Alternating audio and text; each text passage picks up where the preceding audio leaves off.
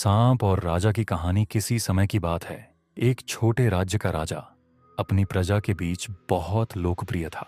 वह दयालु और न्यायप्रिय था। लेकिन राजा के महल के पास एक घना जंगल था जहां एक बड़ा और खतरनाक सांप रहता था। सांप के कारण जंगल में जाने से लोग डरते थे। सांप और राजा की पहली मुलाकात। एक दिन राजा ने सोचा, यह जंगल हमारे राज्य के लिए बहुत उपयोगी हो सकता है, लेकिन इस सांप के डर से कोई इसे उपयोग में नहीं ला पाता। राजा ने सैनिकों को सांप को पकड़ने का आदेश दिया, परंतु सांप इतना चालाक और ताकतवर था कि सैनिक उसे पकड़ नहीं सके। राजा ने स्वयं जंगल में जाकर सांप से बात करने का निश्चय किया। वह अकेला ही जंगल में गया और सांप को आवाज लगाई।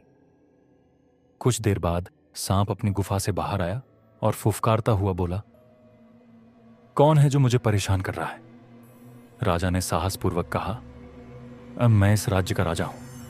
तुम हमारे जंगल के कारण लोगों को डरा रहे हो। मैं तुम्हें इस राज्य के लोगों का नुकसान नहीं पहुंचाने की चेतावनी देने आया हूं। सांप का जवाब। सांप हंसा और बोला, राजा, मैं तुम्हारे राज्य में किसी को नुकसान नहीं पहुंचाता, लेकिन अगर कोई मुझे परेशान करता है तो मैं अपनी रक्षा करता हूं। यह जंगल मेरा घर है, जैसे महल तुम्हारा घर है। राजा को सांप की बातों में सच्चाई नजर आई।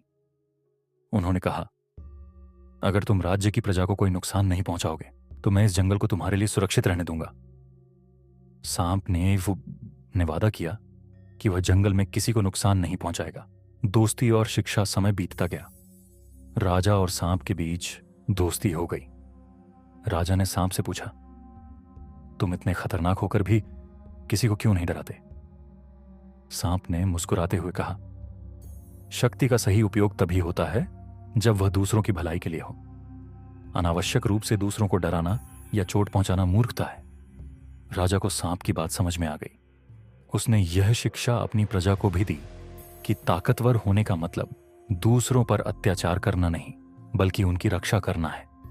नैतिक शिक्षा इस कहानी से हमें यह सीख मिलती है कि असली ताकत वही है जो दूसरों की भलाई में उपयोग की जाए।